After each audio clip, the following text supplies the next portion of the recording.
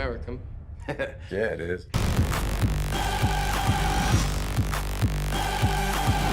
Manners maketh man. You know what that means.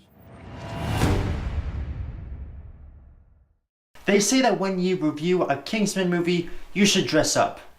But I'm going to take this tie off because it doesn't go with the shirt. It's choking me horribly and it's blocking the mic, so I'm getting rid of that. Come on, just... Why is it so hard to get this off? Ah, there we go.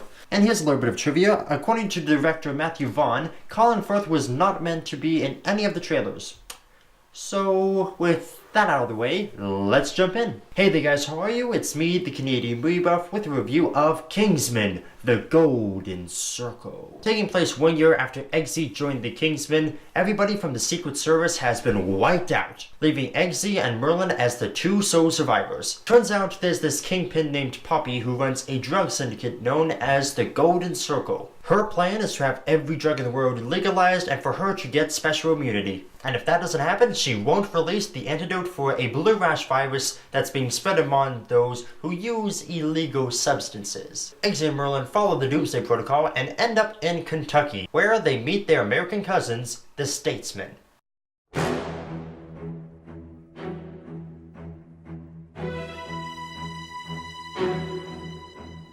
I've come to accept that it's hard to make a sequel to a smash hit. Avengers, Guardians of the Galaxy, Spider-Man. When you make something so unique and perfect, people will want to relive that experience in a fresh yet familiar setting. But just like Guardians of the Galaxy Volume 2, Kingsman: The Golden Circle falls into the pit of sequels that don't really live up to the original. Not so much disappointing, just meh.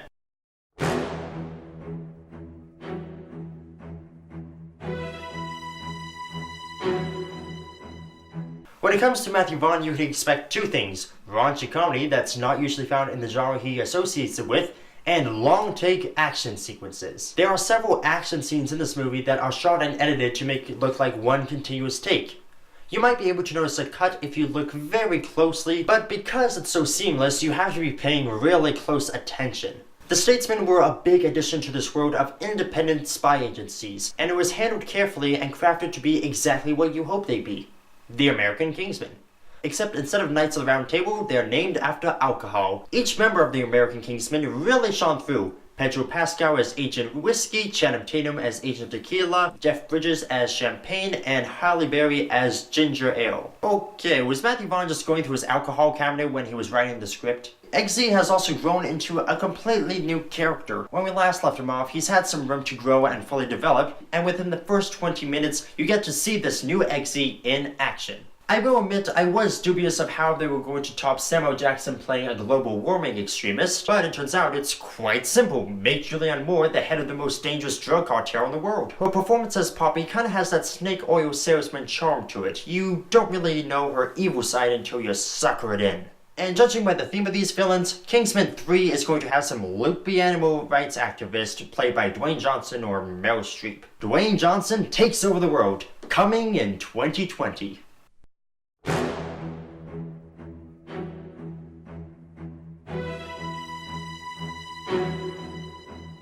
Okay, I don't know who Hollywood is hiring to make their trailers, but they need to be fired. According to Matthew Vaughn, Harry Hart's review of Being Still Alive was actually not meant to be in the trailers. It was going to be the big surprise at the end of the first act. But because marketing, we got a big spoiler on our hands. I won't go into too much detail so you can have some small element of surprise. I think I speak for all of us when I say that the church fight scene is one of the most awesome action sequences to come out of Hollywood in recent years. Point is, that scene just made the entire movie. Matthew Vaughn kind of played a little bit safe this time around, and the final fight scene is the craziest out of the bunch, but it's not really that over the top. It's a case of original versus sequel. You can't expect the follow-up to be just as good as the original. Also, the movie kind of dragged in the middle. I feel like you could have cut out one or two scenes here and there. Not even just that much of an entire scene, but maybe one or two moments.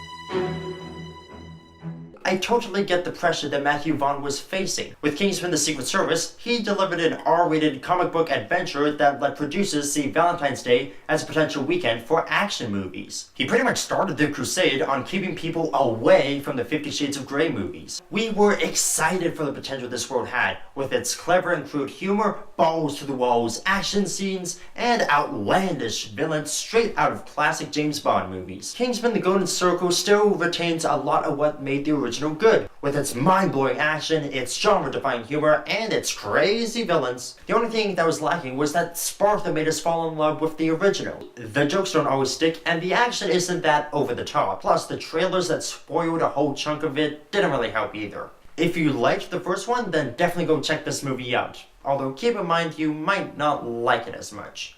For what it's worth, Kingsman: The Golden Circle is definitely worth seeing at least once in theaters. Don't swing for IMAX though. Not worth it. So I'm just thinking, Kick-Ass 2 wasn't as good as the first, Kingsman 2 isn't as good as the first, Guardians of the Galaxy 2 isn't as good as the first, so does that mean Deadpool 2 won't be as good as the first? I hope the hell not. Alright, that's my review of Kingsman: The Golden Circle. Have you seen it? What did you think about it? Leave your answer by commenting down below. And as always, this is the Canadian Movie Buff saying I hope you had a fantastic weekend at the movies. See ya!